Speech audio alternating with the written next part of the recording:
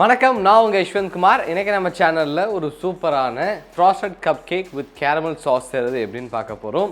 இந்த ரெசிபி கண்டிப்பாக ரொம்ப ஹெல்ப்ஃபுல்லான ஒரு ரெசிபியாக இருக்கும்னு நினைக்கிறேன். ஏன்னா நிறைய பேர் கப் கேக் செய்யும் போது அது எக் ஸ்மெல் வருது அண்ட் அந்த கப் கேக் ரொம்ப ஹார்டாக இருக்குது அப்படின்னு சொல்லுவாங்க. அதெல்லாம் எதுவுமே இல்லாமல் ரொம்ப ஈஸியான முறையில் சுலபமாக நமக்கு கிடைக்கக்கூடிய இன்க்ரீடியன்ஸ் வச்சு தான் செய்ய போகிறோம். ப்ரிப்ரேஷன் ஸ்டார்ட் பண்ணிடலாம்.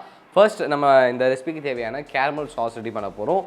அதுக்காக ஒரு பேனில் 250 கிராம் அளவு சர்க்கரை சேர்த்துக்கிறேன். இந்த கேரமல் ரெடி ஆகிறதுக்குள்ள நம்ம ரெசிபிக்கு தேவையான கேக் ரெடி பண்ண போகிறோம். அதுக்காக வேறு ஒரு பவுலில் 2 முட்டையை உடைத்து சேர்த்துக்கிறேன்.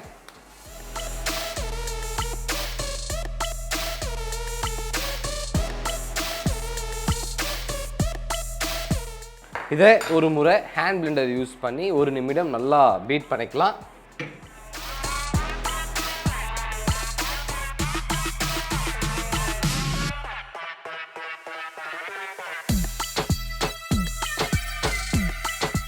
இந்த மாதிரி இதை பீட் பண்ணதன் பிறகு இதில் 85 கிராம் அளவு சர்க்கரை சேர்த்துக்கிறேன். கூடவே அரை டீஸ்பூன் அளவு வெனிலா எசன்ஸ் சேர்த்துக்கலாம். இப்போ இந்த எக் நல்லா ஃபோம் வர அளவுக்கு இதை பீட் பண்ணிப்போம்.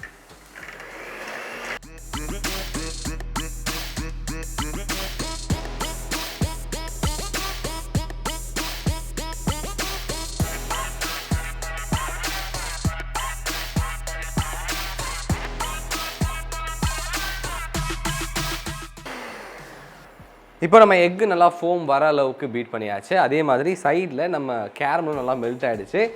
வழக்கமாக வர கேரமலை விட கொஞ்சம் டார்க்காக வரும்போது இதில் ஒரு 5லிருந்து 6 டேபிள் ஸ்பூன் அளவு ஃப்ரெஷ் க்ரீம் சேர்த்துக்கிறேன். ஒரு முறை நல்லா கிளறி விட்டுக்கோங்க.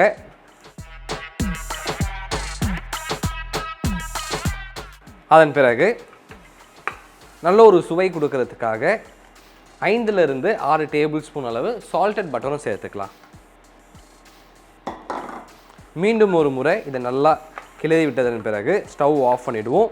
இதோடைய சூடு முழுமையாக குறையிட்டும். அது வரைக்கும் இதை எடுத்து ஓரமாக வச்சிடலாம். இப்போது நம்ம பீட் பண்ணி வச்சுருந்த இந்த எக்கில் 85 கிராம் அளவு மைதா மாவு சேர்த்துக்கிறேன். ஒரு முறை இந்த எக்கில் ஃபார்ம் ஆகிருக்க ஏர் பபிள்ஸ் உடையாத மாதிரி cut and fold method use பண்ணி இந்த மைதாவும் எக்கும் ஒன்றோட நல்லா கம்பைன் ஆகிற அளவுக்கு இது ஒரு முறை மிக்ஸ் பண்ணிக்கலாம்.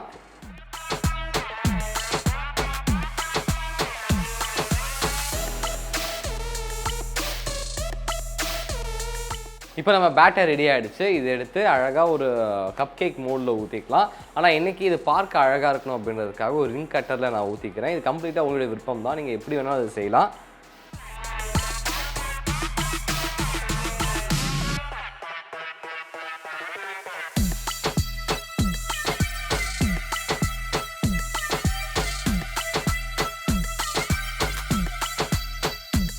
நம்ம பேட்டர் எடுத்து இந்த ரிங் கட்டரில் ஊற்றியாச்சு. இதை 10 நிமிடம் 180 டிகிரி செல்சியஸில் ப்ரீஹீட் பண்ணி வச்சுருக்க அவனில் அடுத்து ஒரு 10 நிமிடம் இதை பேக் பண்ணிக்கலாம்.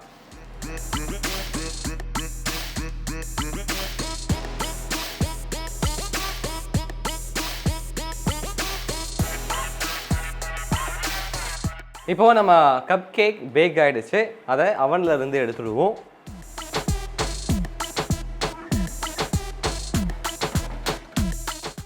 இதோடைய சூடு இப்போ நல்லா முழுமையாக குறையணும். ஸோ அது வரைக்கும் எடுத்து ஓரமாக வச்சிடலாம்.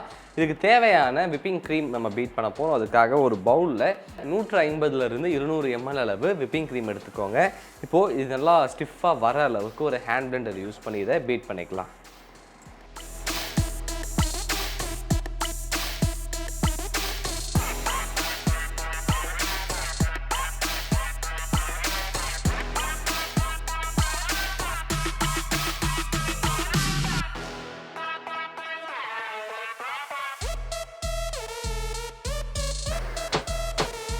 இப்போது நம்ம க்ரீம் நல்லா ஸ்டிஃபாக வர அளவுக்கு பீட் பண்ணியாச்சு.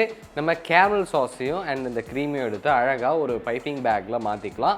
அதன் பிறகு நம்ம ரெடி பண்ணி வச்சுருக்க கேக் மேலே டெக்கரேட் பண்ணிக்கலாம். நம்ம க்ரீமையும் கேரமல் சாஸையும் ஒரு பைப்பிங் பேக்கில் மாற்றியாச்சு. நம்ம கேக்கை டீமோல்ட் பண்ணி எடுத்து ஒரு பிளேட்டில் மாற்றிப்போம். அண்ட் இது மேலே க்ரீம் அண்ட் கேரமல் சாஸை பைப் பண்ணிக்கலாம்.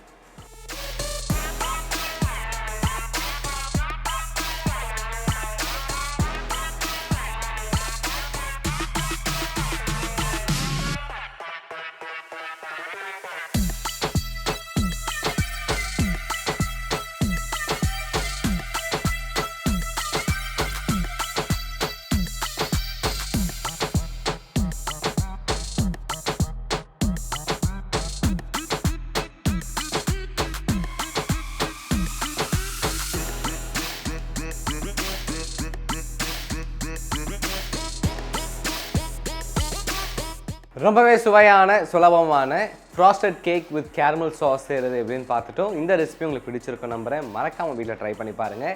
ட்ரை பண்ணி பார்த்துட்டு உங்களோட ஃபீட்பேக்கை கீழே கமெண்ட் பண்ணுங்கள். இதே மாதிரி இன்னும் சூப்பர் ரெசிபியோட உங்களை நான் சந்திக்கிறேன். Until then bye from Yashwant.